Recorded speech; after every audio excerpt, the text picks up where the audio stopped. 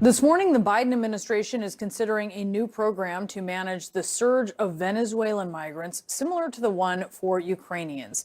It would allow Venezuelans who have a sponsor inside the U.S. to arrive at an official port of entry and not be turned away in an effort to discourage them from crossing the southern border illegally. CNN's Priscilla Alvarez is joining us now.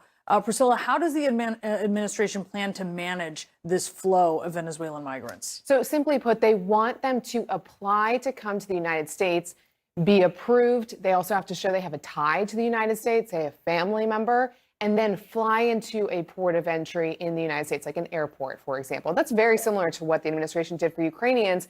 And the reason that the administration took that approach with Ukrainians is to avoid them coming to the U.S.-Mexico border. And that's really what the administration wants to do here. And the reason it's so urgent, Brianna, is because there are more than 6 million Venezuelans who have fled that country because of deteriorating conditions.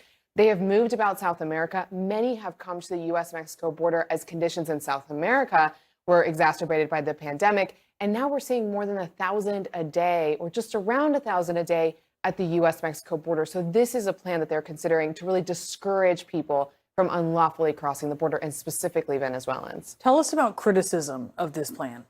So the biggest criticism at this moment from immigration advocates is that Mexico is considering, or at least is willing to take Venezuelans under Title 42. That's an authority we've talked about quite a bit, which allows authorities to turn people away. It's a Trump-era pandemic emergency restriction.